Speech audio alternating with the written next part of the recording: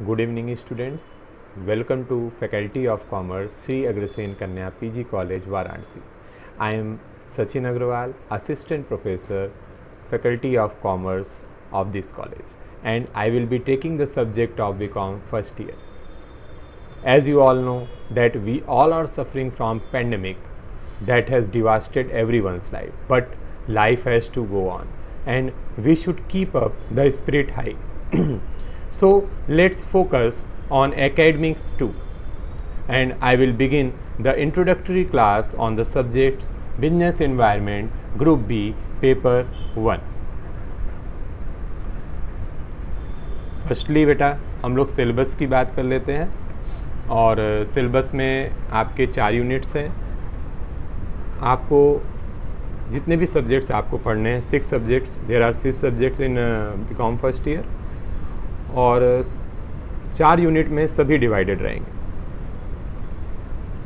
Business environment की अगर हम बात करें, ये आप ग्रुप बी में फर्स्ट पेपर है। आपको 3 ग्रुप पढ़ने हैं और सभी ग्रुप में 2-2 पेपर होंगे। तो ग्रुप बी का फर्स्ट पेपर आपका बिजनेस एनवायरनमेंट है, जो आपको मैं पढ़ाऊँगा।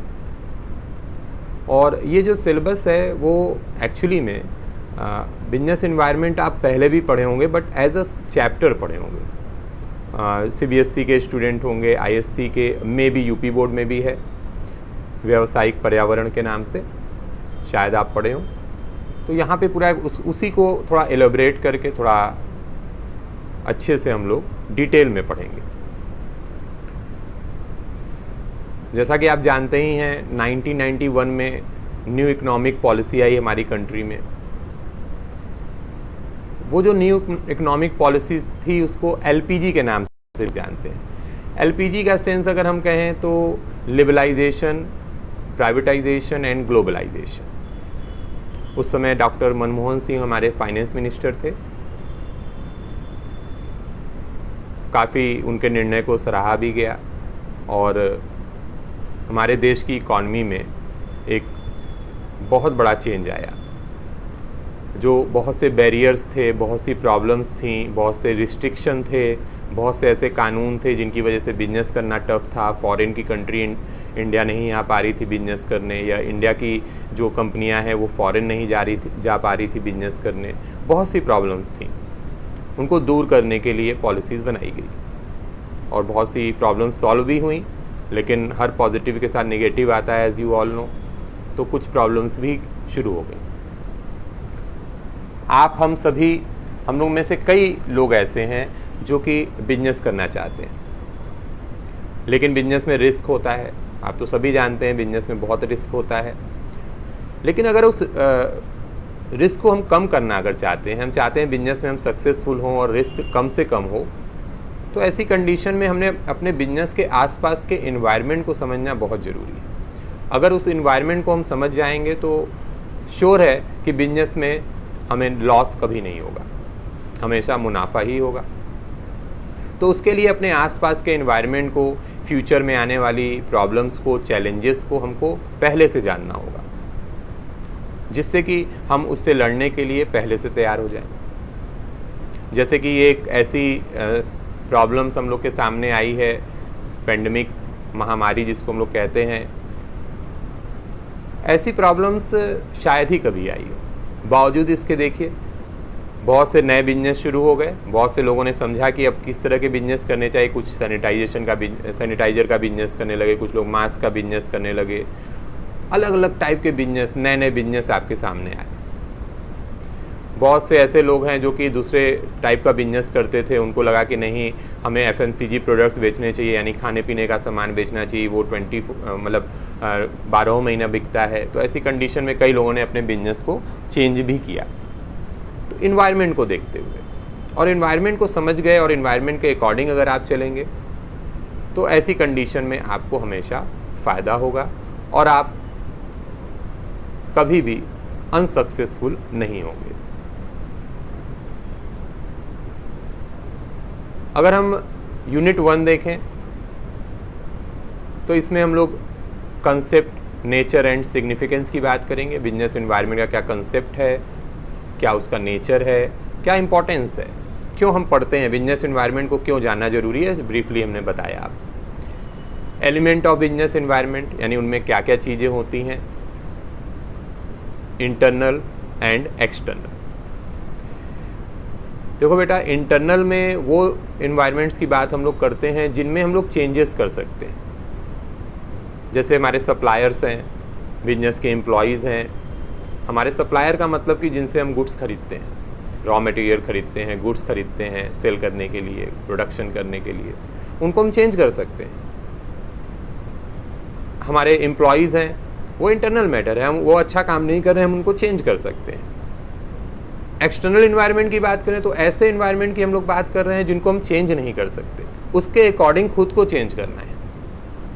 जैसे political environment, economic environment, legal environment. अब गवर्नमेंट कोई कानून बना दी है तो हम उसके अकॉर्डिंग अपने आप को चेंज करेंगे, उस कानून के हिसाब से अपने बिजनेस को रन कराना है। आप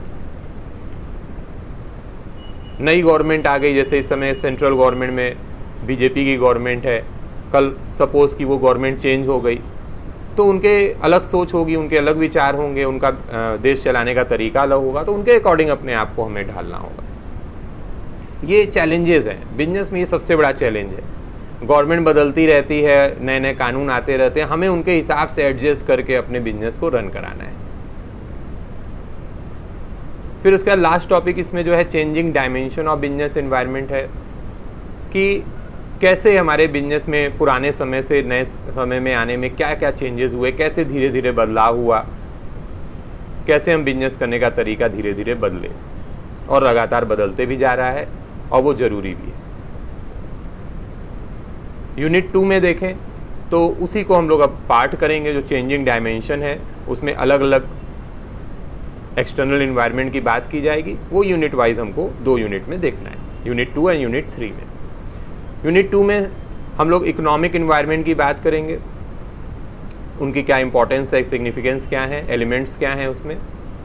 फिर economic system and business environment की बात करेंगे। इकोनॉमिक सिस्टम अगर हम बोलें तो 3 तरह के इकोनॉमिक सिस्टम है। एक है, आपको पता ही होगा, एक है हमारा कैपिटलिज्म, एक है सोशलिज्म एंड एक है मिक्स। कैपिटलिस्ट इकॉनमी जैसे कि अमेरिका में चलती है, यूएस में, United state of America. Socialism economy जैसे चाइना में है, समाजवादी अर्थव्यवस्था। और मिक्स्ड इकॉनमी जैसे कि इंडिया में। कैपिटलिज्म और सोशलिज्म दोनों को मिक्स करके हमारे देश की इकॉनमी, अधिकतर डेवलपिंग कंट्रीज में मिक्स्ड इकॉनमी ही आपको मिलेगी।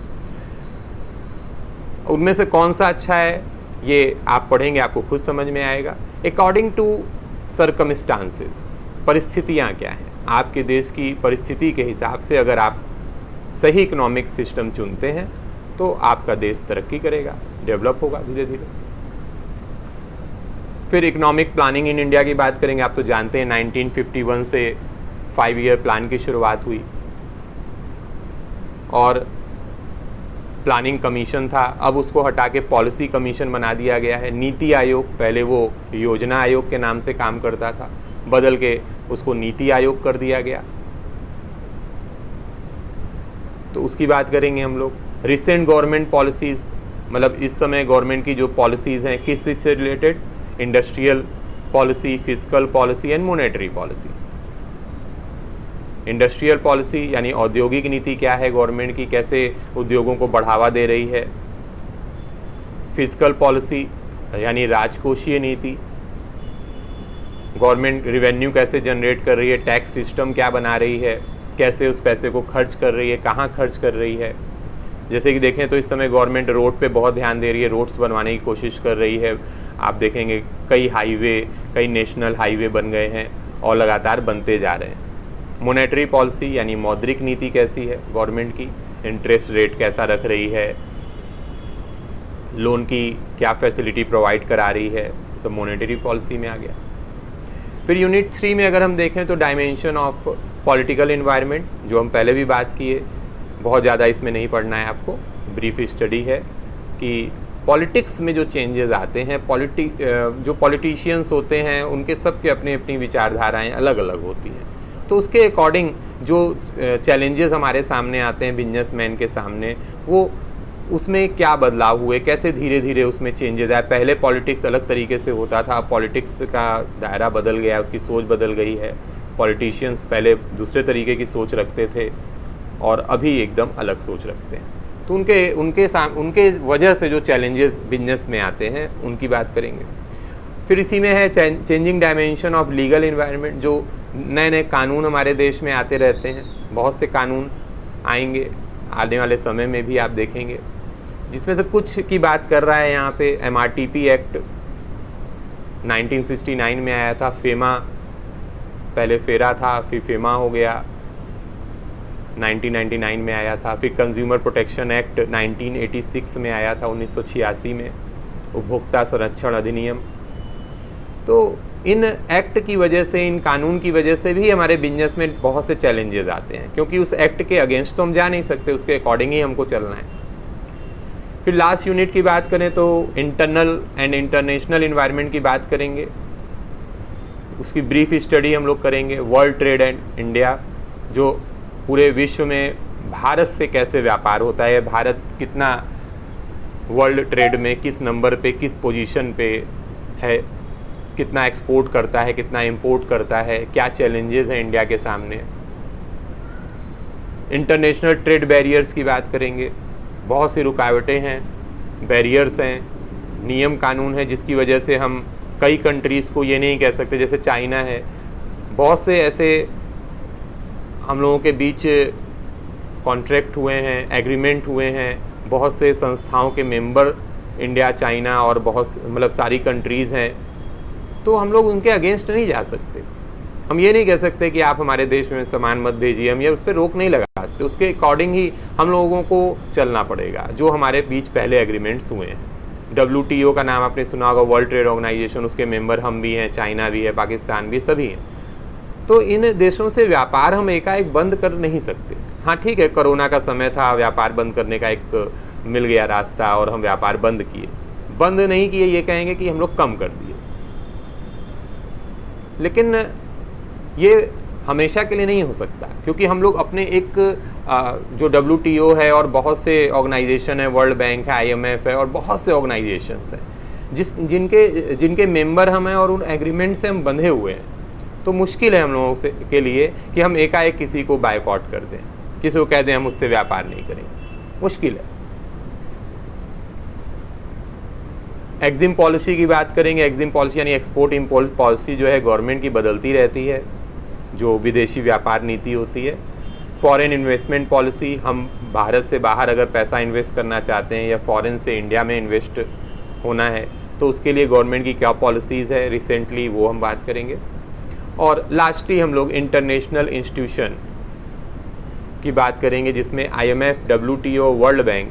IMF आप जानते ही हैं, इंटरनेशनल मॉनेटरी फंड, WTO यानी वर्ल्ड ट्रेड ऑर्गेनाइजेशन, और वर्ल्ड बैंक जिसको IBRD के नाम से भी आप जानते हैं। हम लोग इसका डिटेल में डिस्कशन करेंगे, हालांकि इन तीन से अलग भी 2-4 इंस्टीट्यूशंस के बारे में हम लोग बात करेंगे। तो ये आपका सिलेबस है, एक ब्रीफ डिस्कशन करना था, वो मैंने किया। बुक्स की अगर हम लोग बात करें तो बुक्स आपकी बिजनेस एनवायरनमेंट के नाम से और इकोनॉमिक एनवायरनमेंट के नाम से भी आती है, एक ही सिलेबस रहता है। VC सिन्हा की बुक है, हिंदी इंग्लिश दोनों में अवेलेबल है। लैंग्वेज को लेके कोई अपने मन में कन्फ्यूजन मत रखिएगा, जो लैंग्वेज आपको अच्छी लगती हो, जिस लैंग्वेज में आपको लिखना अच्छा लगता हो, समझ में आता हो, वो लैंग्वेज की बुक लीजिए। और हम लोग बाईलैंग्वेजली पढ़ेंगे, इंग्लिश हिंदी मिक्स करेंगे। नोट्स आपको हम बिल्कुल इंग्लिश और हिंदी दोनों में देंगे, डोंट वरी अबाउट इट। और अगर बहुत डीप स्टडी करनी हो, बहुत पसंद हो सब्जेक्ट, अच्छा लग रहा हो सुन के, तो बिजनेस एनवायरनमेंट की कपूर एंड जोशी, संगम कपूर, इस तरह 2-4 बुक और आप देखेंगे। एक और राइटर है आपके जो कपूर एंड जोशी, जो लास्ट बुक दिख रही है आपको, वो भी अच्छे हैं। और भी बहुत से राइटर आपको मार्केट में मिलेंगे, उसको लेके कोई बहुत ज़्यादा ये नहीं है कि आप कौन से राइटर की लें, कौन से न लें। आप थोड़ा सा शॉप पे अगर जाएँ आप, तो थोड़ा सा पढ़ें उसको, लैंग्वेज किसकी इजी है, किसकी हार्ड है, इसको देखा करें आप लोग। उसके बाद बुक परचेज़ कीजिए, सिलेबस किस में मिल रहा है, किस में नहीं मिल रहा है। हालांकि हम आपको सारे नोट्स देंगे, पूरा सिलेबस के जितने भी नोट्स हैं हम पीडीएफ फॉर्म में या पिक आपको हम ज़रूर शेयर करेंगे, उसमें आपको कोई प्रॉब्लम्स नहीं आएंगी। तो बस इतना ही आज की क्लास है। Thank you very much. Have a nice day.